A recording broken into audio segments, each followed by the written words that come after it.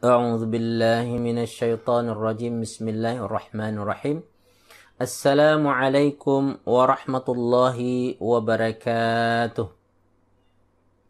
الحمد لله رب العالمين، والصلاة والسلام على أشرف الأنبياء والمرسلين وعلى آله وصحبه ومن اقتدى بهدي إلى يوم الدين.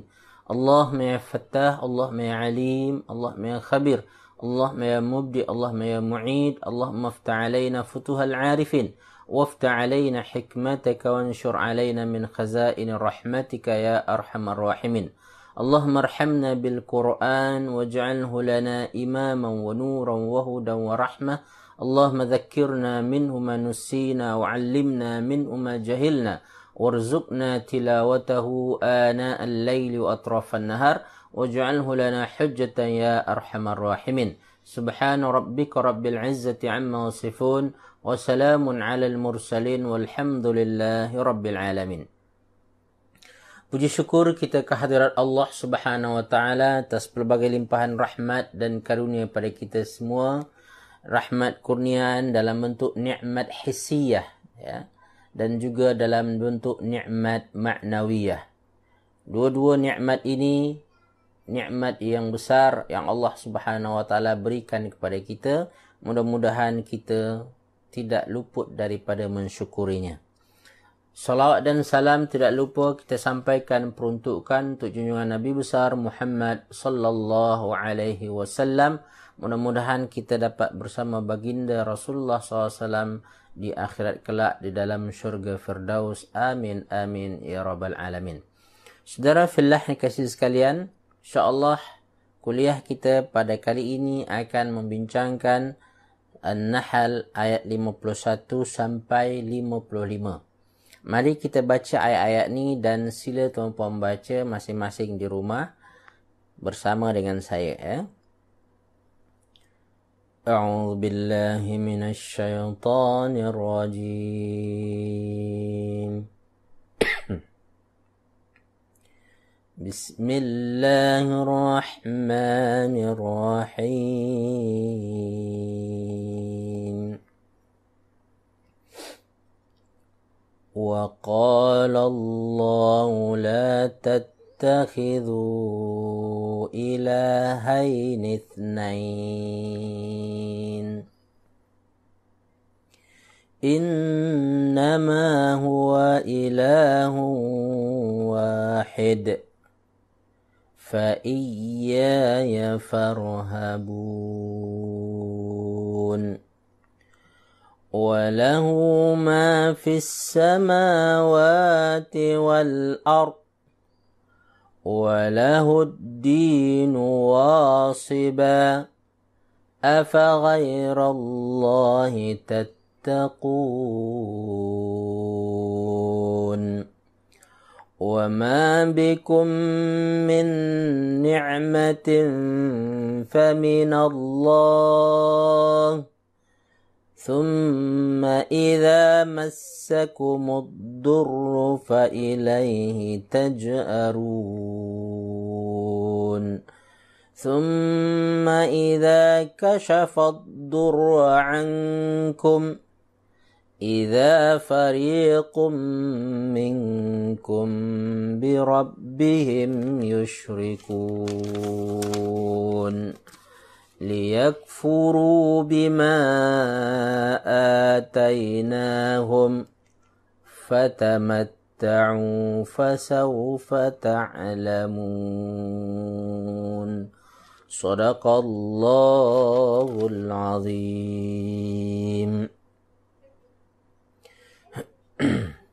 Dan Allah berfirman, janganlah kamu menyembah dua Tuhan. Hanyalah Dia Tuhan yang Maha Esa. Maka hendaklah kepadaku saja kamu takut. Dan miliknya meliputi segala apa yang ada di langit dan di bumi. Dan kepadanya lah ibadah dan ketaatan selama-lamanya. Mengapa kamu takut kepada selain Allah? dan segala nikmat yang ada padamu datangnya dari Allah. Kemudian apabila kamu ditimpa kesengsaraan, maka kepadanya lah kamu meminta pertolongan. Kemudian apabila dia telah menghilangkan bencana, maka sebahagian kamu mempersekutukan Tuhan dengan yang lain. Biarlah mereka mengingkari nikmat yang telah kami berikan kepada mereka. Bersenang-senanglah kamu, kelak kamu akan mengetahui akibatnya. Maha benar Allah Subhanahu wa taala ke atas firman-firman-Nya. Saudara fillah yang dikasihi sekalian, selepas Allah Subhanahu wa taala menjelaskan tentang makhluk-makhluknya yang taat, makhluk-makhluknya yang tunduk patuh kepada perintahnya, daripada kalangan haiwan-haiwan yang hidup, makhluknya yang hidup, dan juga malaikat, maka Allah Subhanahu wa taala mengingatkan manusia secara keseluruhannya, dan terutamanya kepada orang-orang musyrik, yaitu Allah berfirman, la tattakhidhu ilahain itsnaini. Jangan kamu menyembah dua Tuhan. Ilahain itsnaini, dua Tuhan. Saudara fillah yang dikasihi sekalian, ayat ini mengisyaratkan kepada adanya agama pada zaman Nabi Muhammad SAW diutus yang menyembah dua Tuhan. Orang Quraisy menyembah berapa Tuhan? Banyak Tuhan. Mereka menyembah Allah, tetapi dalam masa yang sama mereka sekutukan dengan berhala-berhala yang jumlahnya 365 berhala yang ada di kota Mekah. So, Tuhan yang dua yang dimaksudkan di sini siapa dia? Itu golongan Majusi yang menyembah dua Tuhan. Mereka berkeyakinan bahawasanya ada Tuhan kebaikan, ada Tuhan keburukan. Bagi mereka, Tuhan kebaikan itu dinamakan Ahru Mazda. Ya. Sedangkan Tuhan keburukan itu dinamakan sebagai Ahriman. Ya. Tuhan keburukan ini dinamakan juga sebagai Tuhan kegelapan. Dan Tuhan kebaikan dinamakan juga sebagai Tuhan cahaya. Jadi mereka membezakan Tuhan yang mana ada Tuhan kebaikan, ada Tuhan keburukan. Saudara fillah yang dikasihi sekalian, maka Allah Subhanahu wa taala mengingatkan bahawasanya Tuhan itu satu. Innama huwa ilahu wahidun. Tuhan itu satu saja. Dalam arti kata yang baik datang dari Allah, yang buruk pun sebenarnya berakhir daripada Allah Subhanahu wa taala. Berpunca daripada perbuatan manusia, tetapi pada itu akhirnya Allah juga yang bagi. Jadi Allah Subhanahu wa taala mengingatkan bahawa jangan kamu beza-bezakan, semuanya dari yang satu. Inilah tauhid, tuan-tuan. Tauhid kita berkeyakinan bahawa segala yang berlaku di muka bumi ini berasal daripada yang satu, iaitu Allah. Tak ada yang nama dia kebaikan saja daripada Allah, keburukan tidak daripada Allah Subhanahu wa taala. Kebaikan daripada Allah, keburukan pun daripada Allah Subhanahu wa taala. Tetapi sebab Allah datangkan kebaikan, sebab Allah datangkan keburukan, itu berbeza. So, saudara fillah yang dikasihi Allah Subhanahu wa taala mengingatkan mereka, la tattakhidhu ilahain itsnaini. Jangan kamu menyembah dua Tuhan, beza-bezakan Tuhan. Yang baik kamu sembah Tuhan yang lain, yang buruk kamu sembah Tuhan yang lain. Sebagaimana orang kafir Quraisy, tuan-tuan, kalau yang baik-baik dinisbahkan kepada Allah Subhanahu wa taala ataupun kepada tuhan-tuhan tertentu, yang buruk ada tuhan-tuhan tertentu dia pula. Dunia ataupun alam Nusantara dahulu ada berkeyakinan ajaran nama animisme, dinamisme, kan? Animisme meyakini bahawa ada roh-roh. Ya, maka ada roh baik, ada roh buruk. Ya. Roh jahat. Maka untuk Roh baik, mereka sembah macam ni. Roh buruk, roh jahat, mereka sembah cara ini. Mereka sembelihan tertentu untuk roh jahat tersebut. Yang dinamisme adalah meyakini adanya pokok-pokok ataupun tumbuh-tumbuhan ataupun tempat-tempat tertentu yang mempunyai kekuatan tertentu. Maka untuk menjaga agar tempat tersebut jangan sampai mendatangkan mudarat, maka mereka buat saji-sajian, makanan-makanan tertentu. Maka Allah ingatkan, jangan kamu sembah selain Allah Subhanahu wa taala. La tattakhidhu ilahaini itsnaini innama huwa ilahu wahidun. Kenapa manusia boleh menyembah selain Allah Subhanahu wa taala? Sebab dia takut. Maka Allah Subhanahu wa taala menyebut pada ujung ayat tersebut, fa iyaya farhabun. Maka takutlah hanya kepadaku, kata Allah. Jadi saudara fillah yang dikasihi, punca syirik adalah apabila kita ada perasaan takut dan perasaan takut itu kita salah salur. Kita salurkan kepada yang tak betul. Ada yang menyalurkannya dengan bertanya ke bomoh. Ke bomoh diajarlah nanti perkara-perkara syirik. Ada yang menyalurkan rasa takutnya itu kepada pokok-pokok, pada tumbuh-tumbuhan. Maka semalam tuan-puan dan kasih kita membincangkan adanya iaitu takut positif, ada takut negatif. Takut positif tu yang saya katakan, takut kepada Allah Subhanahu wa taala yang dilandasi oleh rasa hormat, rasa kita melihat Allah itu tinggi, agung di atas kita, mulia, yang telah berbuat baik kepada kita dalam bentuk yang sangat tak boleh kita bayangkan. Maka kita rasa takut kalau mengecewakan Allah, takut kalau sekiranya melakukan sesuatu yang membuat Allah Subhanahu wa taala marah ataupun murka kepada kita. Kita berusaha untuk selalu menjadikan apa yang kita buat itu diredai oleh Allah Subhanahu wa taala. Maka orang yang faham ini tuan-puan, dia yang dia cari adalah keredaan Allah Subhanahu wa taala. Dia tak fikir lagi dah yang lain tersebut. Sebab reda Allah itu bagi dia lagi besar. Dengan nikmat yang Allah bagi ni dah cukup bagi dia dah. Maka dia nak cari reda Allah. Allah suka, Allah sayang. Itu yang dia nak. Itu dikatakan reda Allah itu lebih besar. So, saudara fillah yang dikasihi sekalian, ada takut yang negatif. Takut yang negatif ini tuan-puan yang dikasihi sekalian, takut kepada selain Allah Subhanahu wa taala. Apatah lagi tuan-puan, takut itu dilandaskan kepada asbab yang tak betul. Takut yang negatif ini tuan-puan, ada takut tabi'i nama dia. Ada takut ghairu tabi'i. Takut tabi'i ini tuan-puan, takut semula jadi. Takut semula jadi apa dia itu? Takut kepada perkara-perkara yang memang boleh mendatangkan mudarat. Semula jadi. Apa dia? Nabi Musa pun pernah takut ketika tongkatnya bertukar jadi ular. Dia takut.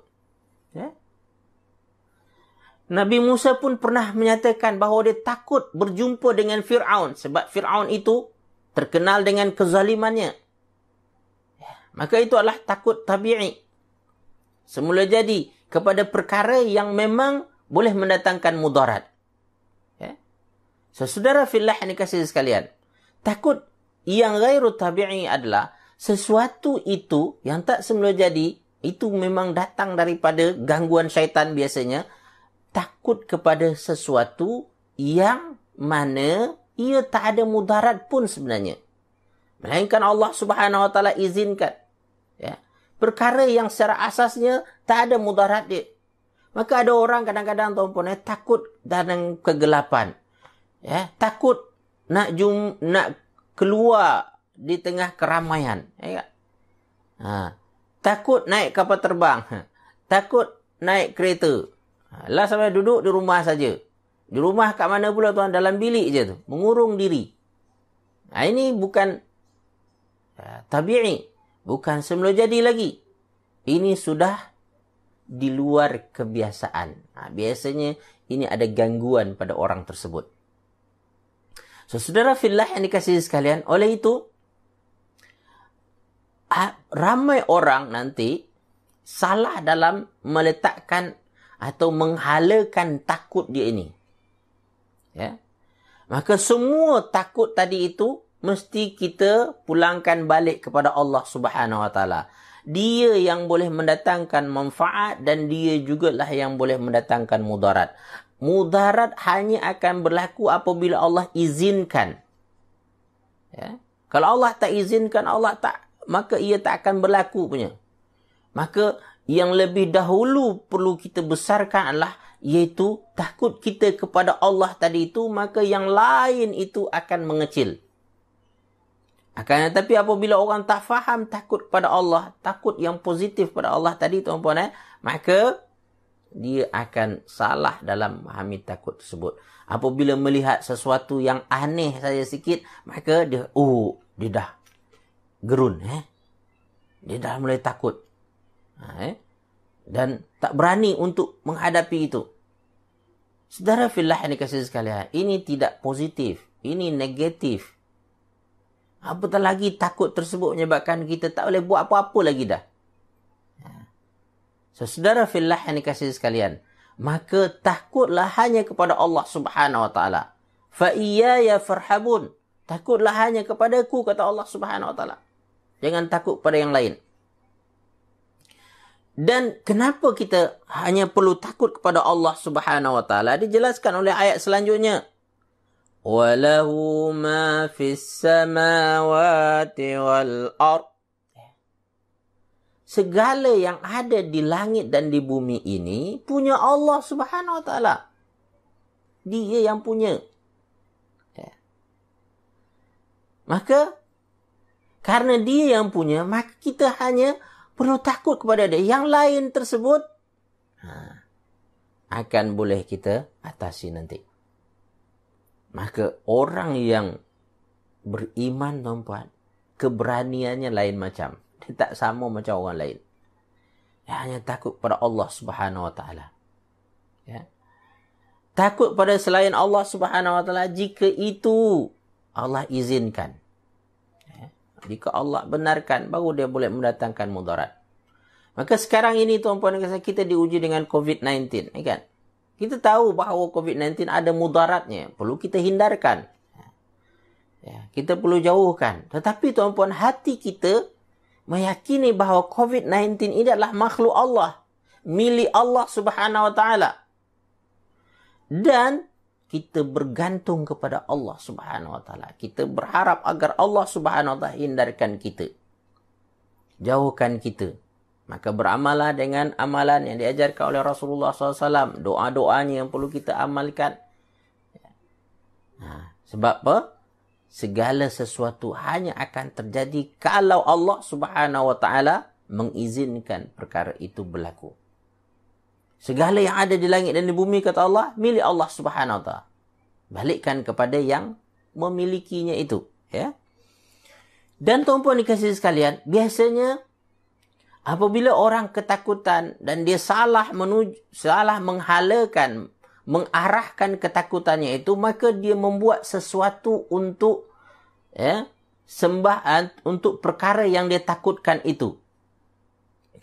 Maka apabila dia takut satu pokok, maka dia buat sesajian untuk pokok tersebut. Dia hidangan untuk pokok tersebut. Berbuat sesuatulah. Ya. Melakukan perkara yang bersifat ibadah kadang-kadang. Maka Allah ingatkan. Walahuddinu. Yang mana ibadah, ketaatan itu hanya untuk Allah Subhanahu. Walahuddinu. Ya. Wasiba. Sebagian tafsir menterjemahkan selama-lamanya. Selama-lamanya ibadah itu, iaitu ad-din, agama, penyembahan, pengagungan, ketaatan itu hanya untuk Allah selama-lamanya. Tak boleh kita berikan kepada selain Allah Subhanahu Wa Taala. Wasiban, ulama tafsir lagi bermakna adalah iaitu wajib. Mesti hanya untuk Allah je.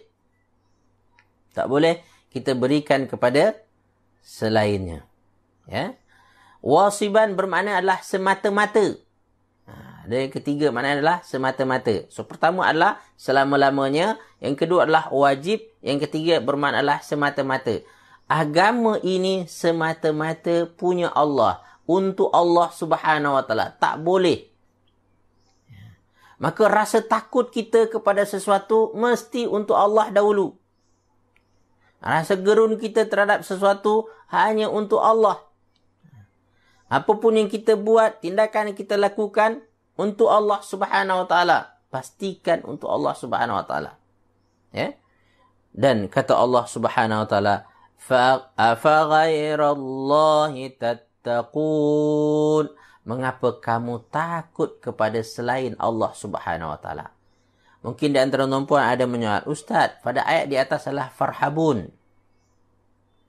Dan pada ayat ini fattaqun. Apa beza dia, Ustaz? Dalam bahasa Arab, dia sebenarnya ada perbezaan. Tetapi dalam terjemahan, tuan-puan nampak adalah hampir samanya. Takut juga kan? Tuan-puan dikasih sekalian, farhabun, dia adalah takut yang umum. Iaitu rasa gerun. Rasa, apa nama itu? Rasa takut yang umum. Ya? Takut pada sesuatu. Ya? Takut yang umum. Lalu fattaqun apa itu? Biasanya takut yang diiringi oleh tindakan. Jadi, takut farhabun general. Arti katalah takut gerun saja. Umum. Kata ulama adalah takut yang umum. Dan fattaqun, dia takut apa itu? Takut yang diiringi oleh tindakan.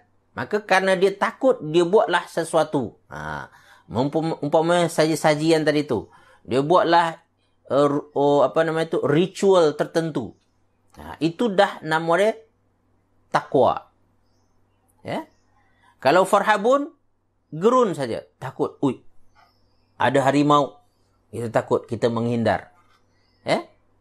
Ada ular, kita menjauh. So, tuan-puan dikasih sekalian, hanya setakat itu saja. Tapi kalau fattaqun diiringi satu amalan-amalan tertentu kita buat. Maka Allah Subhanahu Wa Taala, kamu jangan sampai melakukan takwa, fattaqun itu kepada selain Allah Subhanahu Wa Taala. Sebab apa? Ada unsur ibadah kat sana. Ada unsur amalan. Ada unsur perbuatan yang kamu buat untuk selain Allah. Maka jangan. Allah sahaja yang perlu kamu jadikan objek takwa kamu. Ya? Maka dalam surah Al-Muzammil, kata silap tuan-puan kasih sekalian, Allah Subhanahu Wa Taala menyebutkan, buka surah Al-Muzammil,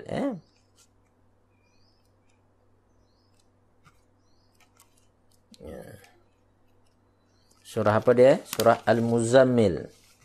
Di ujung ayat dia. Ya, Allah ada menyebutkan.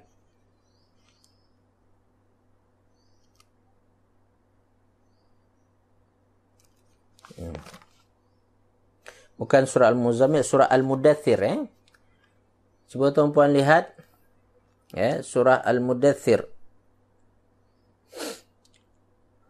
Okey. Ayat 56. Halaman 577. Surah Al-Mudaththir. Ayat 56. Ayat terakhir itu. Apa kata Allah Subhanahu Wa Taala?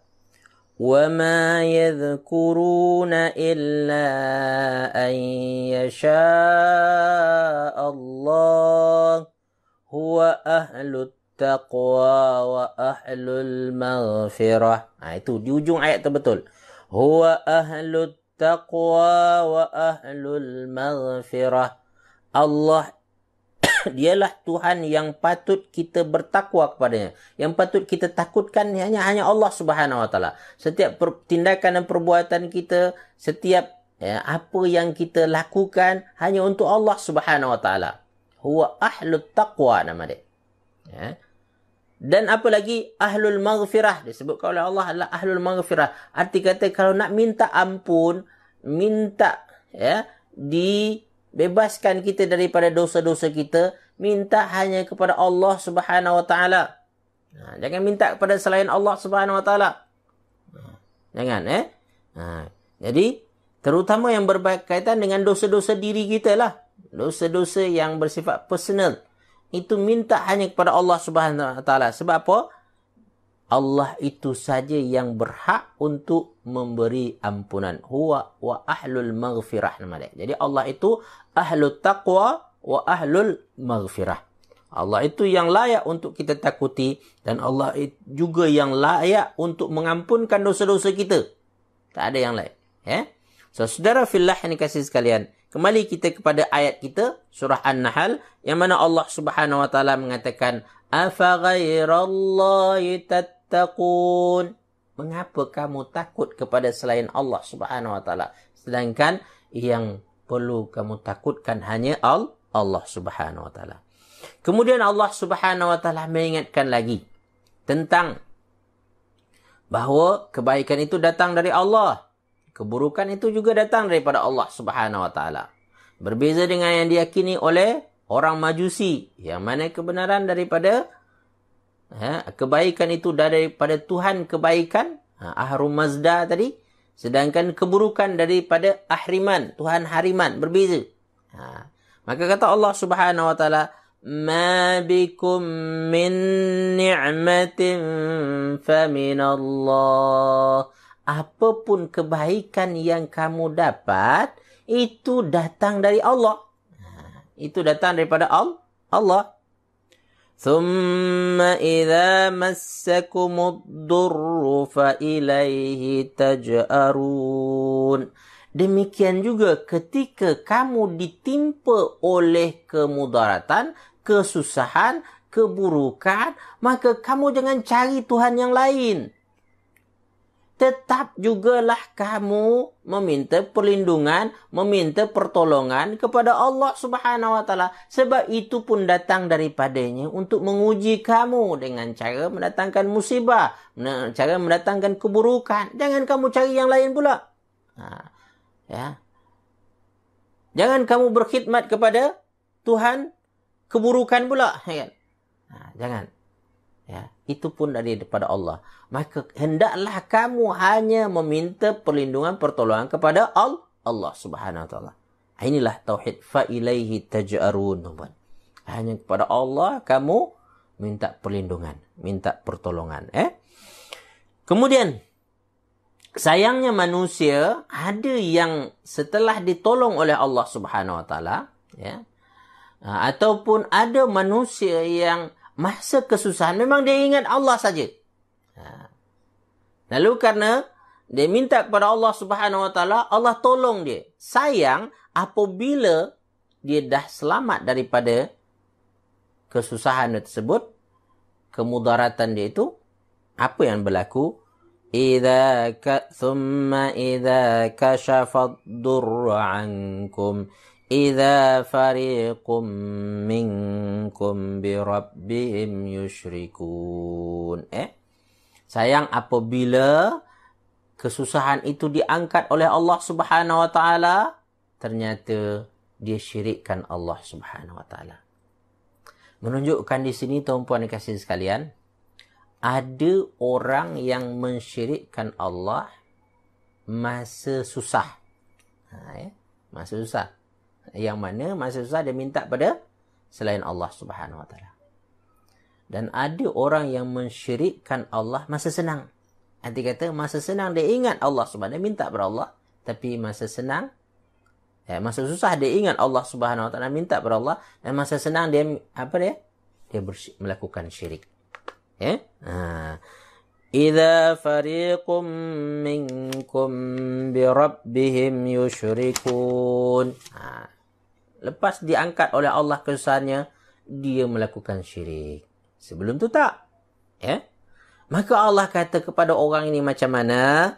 Liyakfuru bima atainahum. Biarlah mereka kufur terhadap apa yang telah kami berikan kepada mereka. Fatamatta'u, senang-senanglah, seronoklah. Ya. Fasawfa ta'lamun. Kamu akan tahu nanti bagaimana akibat daripada kealfaan kamu, kelalaian kamu, kekufuran kamu terhadap nikmat-nikmat Allah yang mana engkau salah gunakan bukan untuk menyembah Allah tetapi engkau gunakan untuk menyembah selain Allah Subhanahu wa taala.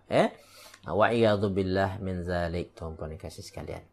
Baik, tuan-tuan puan-puan yang kasih sekalian, setakat itu tafsiran kita terhadap ayat ini, Kak Tasnim, macam di Bali, betul. Saya tak sampai di Bali, tuan-puan, ke Bali lagi, tuan-puan. Tak tahulah, saya macam tak ada langsung keinginan. Ada keinginan kot, tapi pada tu macam susah sangat nak sampai sana. Sampai dah ke Lombok, tuan-puan, tapi tak sampai ke Bali. Macam ada halangan pula. Tak tahulah, Boleh jadi seperti yang Kak Tasnim kata tadi, bahawasanya mereka buat sembah-sembahan. Untuk apa? Untuk berkeyakinan bahawasanya tempat ini boleh mendatangkan mudarat kalau tak diberi makan. Tapi dalam kefahaman kita, Islam, tuan-puan dan kasih sekalian, sebenarnya tempat-tempat itu menjadi sarang syaitan. Yang mana syaitan ini suka menakut-nakutkan manusia. Lalu dengan cara menakut-nakutkan tersebut, manusia menyembahnya. Wa'iyadzubillah min zalik. Maka kita hati-hati dengan tipu daya syaitan. Ahlan wa salam Kak Saidatul Akma. Kak Ajar, saya pernah ke Bali sekali saja. Dah tak ada rasa nak pergi lagi dah, Ustaz. Sempat pergi, okeylah tu, kan. Dapat tahu, okeylah. Saya pun kadang-kadang teringin juga nak tahu je. Bukan saja nak, nak tahu macam mana kat sana, Alhamdulillah. Baik, tuan-tuan puan-puan dan kasih sekalian, selamat datang kepada yang baru bergabung dengan kita. Kita akan sambung dengan tadabbur kita terhadap surah An-Nahl ini. Saudara fillah yang kasih sekalian, pada semalam saya ada membincangkan pada tuan-puan yang kasih sekalian pada ayat yang keberapa semalam kita bincangkan, iaitu ayat 48 sampai 50 kalau tak silap saya. Bagaimana orang beriman dengan mengambil iktibar kepada alam yang Allah Subhanahu wa taala jadikan dan juga kepada makhluk-makhluk Allah yang lain, daripada dabah, iaitu makhluk bernyawa yang ada di muka bumi ini, dan juga kepada malaikat. Malaikat adalah makhluk Allah yang taat dan patuh, yang tak pernah mengingkari Allah Subhanahu wa taala. Cuma ketaatan itu ketaatan yang bersifat yang memang Allah dah cipta dia untuk itu. Dia memang makhluk Allah yang taat dan tak akan pernah menderhaka. Itulah Allah bagi untuk dia. Itu keistimewaan dia. Jadi saya kata ketaatan itu ada dua semalam, kan? Ketaatan yang bersifat paksaan. Arti kata dicipta oleh Allah seperti itu. Dia tak ada pilihan. Dan ketaatan kedua apa nama dia? Ketaatan yang ada pilihan. Ketaatan yang ada pilihan ini nama dia ketaatan iradi, nama dia. Ta'atu iradiyah. Ada Kak Zalina ada buat nota, cuma pada nota tu cuba betulkan sikit, dia terbalik. Ketaatan yang bersifat pilihan ini namakan ketaatan iradiyah. Dan ketaatan yang bersifat paksaan, arti kata adalah memang Allah dah cipta dia seperti itu nama dia adalah ketaatan alla iradiyah. So ingat, ketaatan manusia adalah ketaatan iradiyah. Yang mana kita diberi pilihan untuk melakukan ketaatan. Dan kita boleh saja untuk tidak melakukan ketaatan.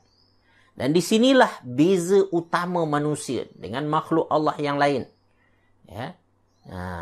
Dengan makhluk Allah yang lain yang mana taatnya itu taat pilihan. Karena dia taat pilihan, ia mempunyai balasan nanti.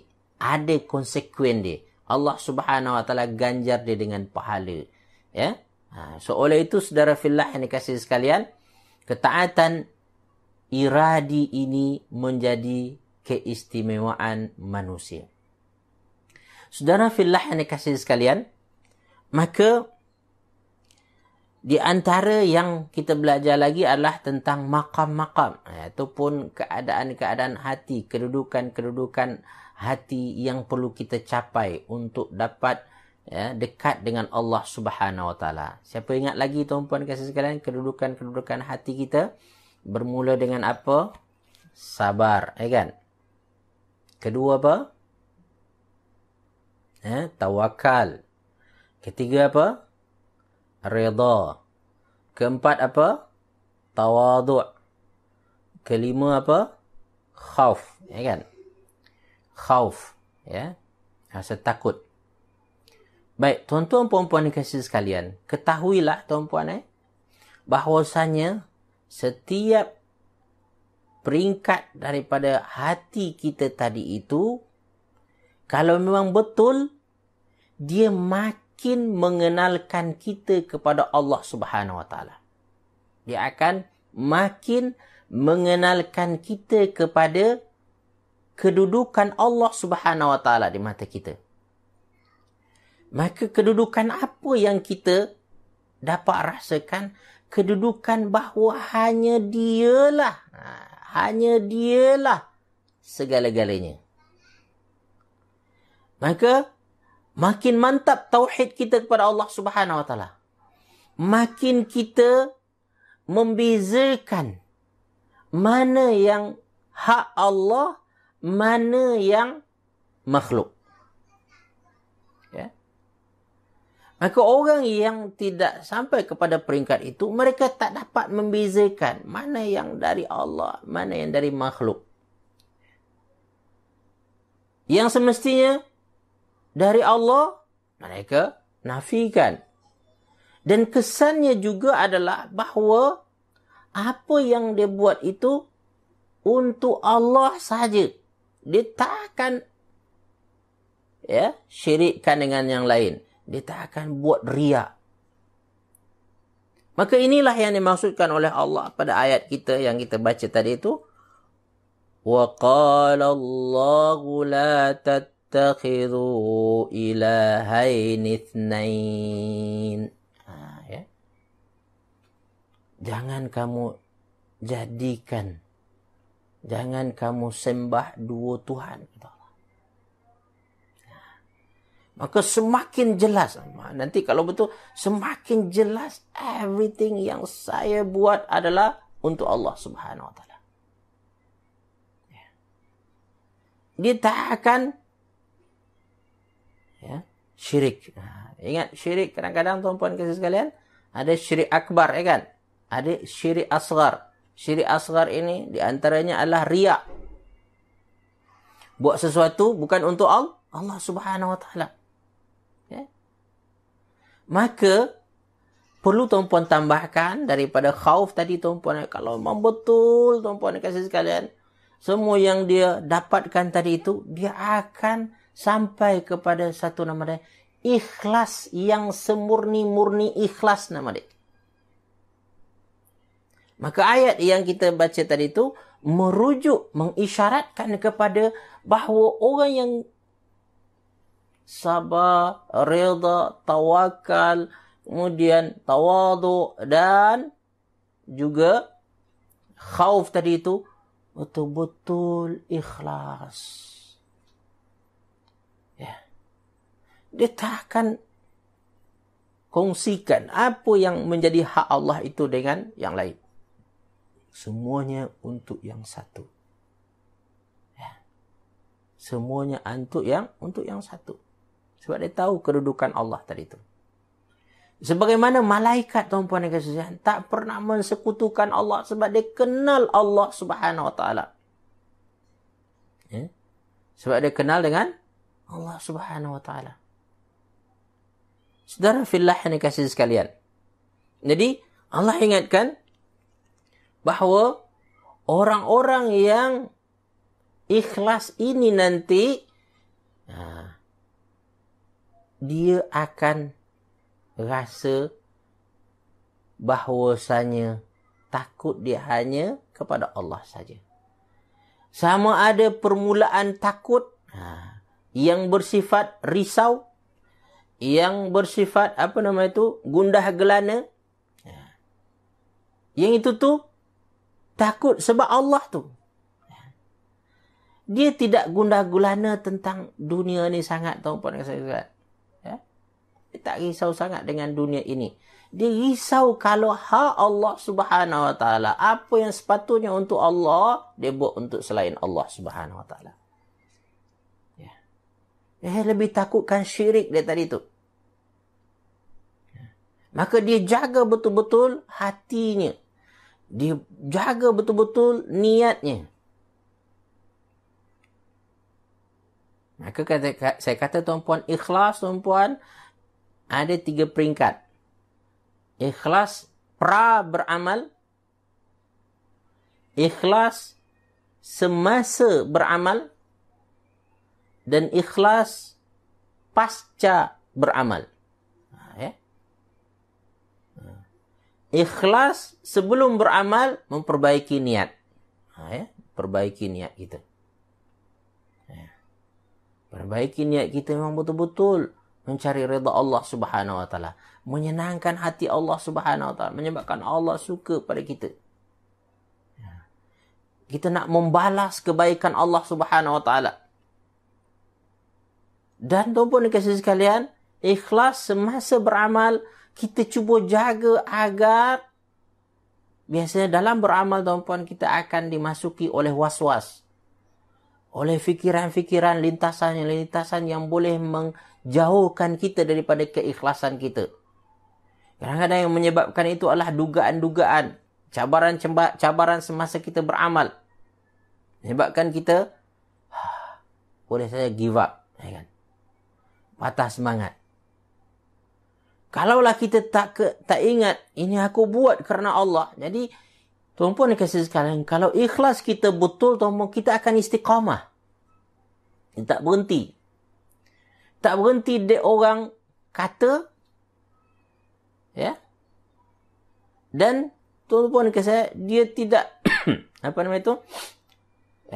tidak terpengaruh oleh pujian dan tidak pula terpengaruh oleh kejian. Sama bagi dia. Aku buat kerana Allah Subhanahu Wa Taala. Jelas matlamat dia tu. Maka dia istiqamah sampai jadi. Jadi, ikhlas ini semasa beramal menyebabkan kita fokus apa yang kita buat. Selagi tak sampai kepada apa yang kita nakkan tersebut, kita tak berhenti.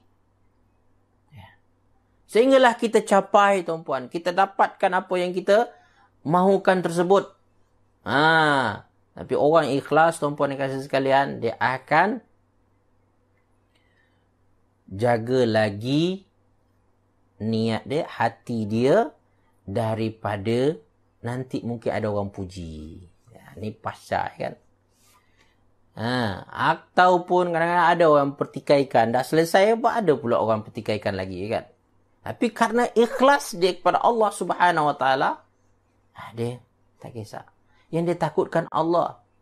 Dia bukan takutkan makhluk. Apa yang orang cakap, tak kisah sangat. Yang dia takutkan adalah Allah Subhanahu Wa Taala. So, saudara fillah yang dikasihi sekalian, ikhlas ni ada 2 nanti, tuan-puan. Ikhlas kasbi nama dia. Saya sebut ikhlas kasbi. Bukan kasbek. Kasbek tu haram. Ikhlas kasbi. Dan yang kedua adalah ikhlas wahbi. Bukan wahabi. Kan tu apa? Salah sebut. Ikhlas kasbi dan ikhlas wahbi. Apa tu, tuan-puan kasih sekalian? Ikhlas kasbi ini adalah ikhlas yang kita usahakan. Kita berusaha. Kita pastikan niat kita. Kita pastikan masa kita buat tersebut. Hati kita tidak dimasuki oleh perasaan ujub, perasaan sum'ah, kan? Ya, yang selepas dia pun macam tu juga, perasaan riak. Ya. Tu yang nama dia kasbi, kita usahakan. Ikhlas kasbi ini, orang yang ikhlas kasbi nama dia mukhlis. Dalam Al-Quran nama mukhlisin. Mukhlisina lahuddin. Mukhlis nama dia. Ya. Nanti satu peringkat tuan-puan, kalau tuan-puan betul-betul sungguh-sungguh ikhlas tuan-puan tersebut, dan memang nak cari redha Allah Subhanahu wa taala, nanti Allah anugerahkan keikhlasan itu pada tuan-puan. Keikhlasan yang sudah dianugerahkan ini nama dia tuan-puan ikhlas wahbi tadi. Orang yang ikhlas macam ni nama dia mukhlasun. Jadi ada mukhlis, ada mukhlasun. Dalam Al-Quran tuan-puan jumpa tu. Mukhlasun tuan-puan, orang yang dianugerahkan oleh Allah keikhlasan. Ikhlas kasbi, dia perlu mujahadah. Dia perlu usaha. Ya. Menghadapi cabaran-cabaran. Ya. Sampai satu peringkat tuan-puan, nama dia ikhlas wahbi. Allah bagi kepada dia keikhlasan itu. Ciri orang yang dah ikhlas wahbi ni, senang bagi dia untuk ikhlas. Dah tak terkesan lagi, dah pujian orang, kutukan orang, apa pun juga. Masuk kanan, keluar kiri, tidak mempengaruhi amalannya. Amalan konsisten, istiqamah. Macam-macam orang mengata kat dia. Senyum saja. Saya orang bertanya, macam mana awak boleh buat macam ni Kalau aku ni, ya, perang dunia dah ni. Awak tenang je. Awak tak terkesan pun. Kalau aku ni dah tinggalkan perkara ni dah. Ya. Apa nak kasih sekalian? Itu nama dia ikhlas. Apa nama dia? Wahbi. Ikhlas yang Allah bagi. Ikhlas yang Allah bagi ini diberikan kepada para nabi dan rasul. Ya. Kalau tuan-puan baca tentang nabi dan rasul, tuan-puan mukhlasin, di antara orang yang dijadikan ikhlas. Mukhlas ini kadang-kadang diterjemahkan sebagai orang yang dah dipilih. Sehingga mudah bagi dia.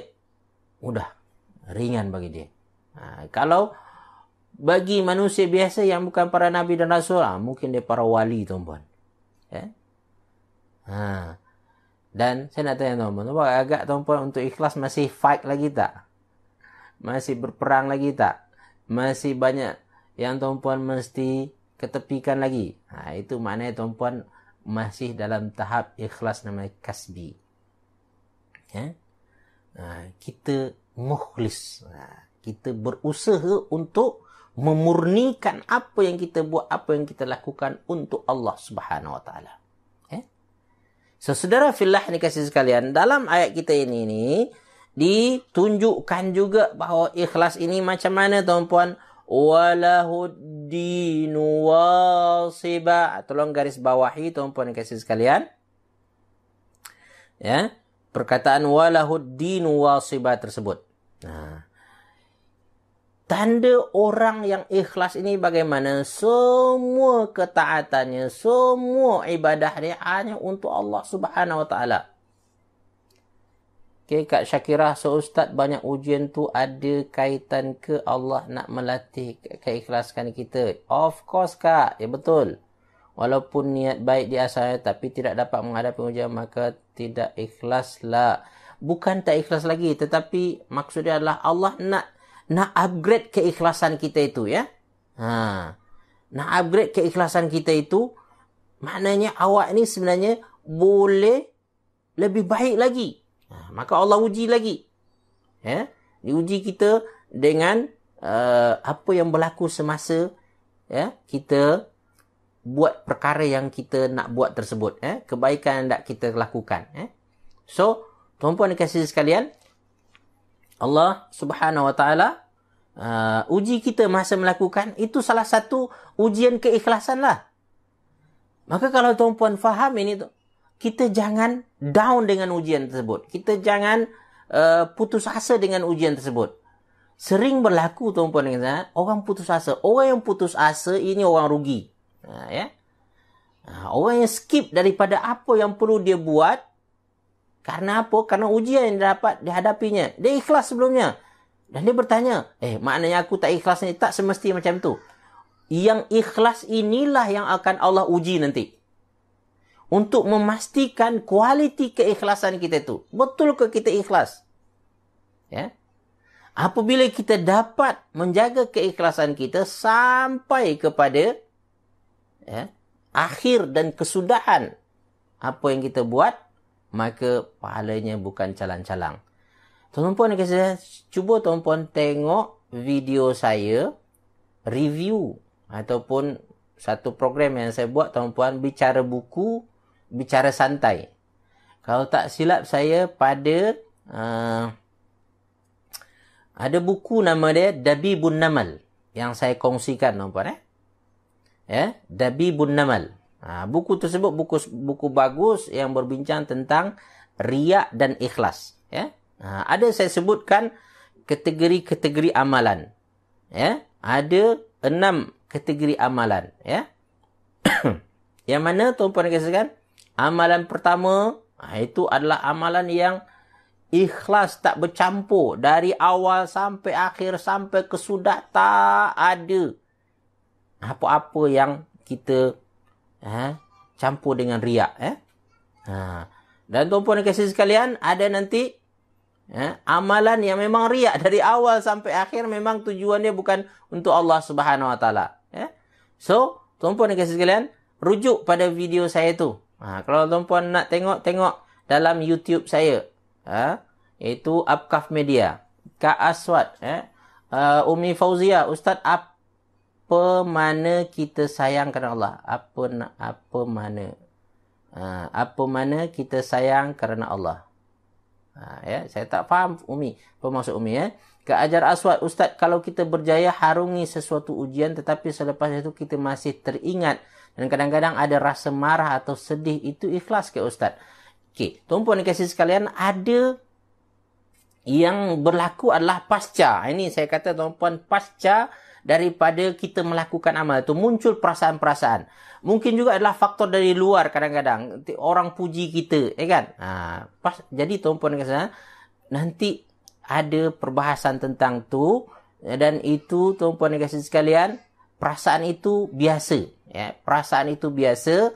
Hadis Nabi mengatakan bahawasanya perasaan yang muncul pada waktu kita sedang beramal ataupun sudah beramal masih dalam bentuk perasaan, kata Rasulullah, tajawaza an ummati.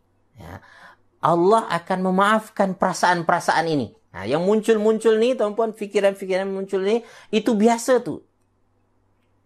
Dan Allah memaafkan selagi bila? Selagi 2 perkara. Malam yatakallamu bihi. Selagi dia tidak ungkapkan. Kalau tuan-puan geram, kan, tuan-puan cakap dengan aku geram betul, aku begini. Tuan-puan mungkit cerita-cerita balik dengan orang. Maka dengan itu,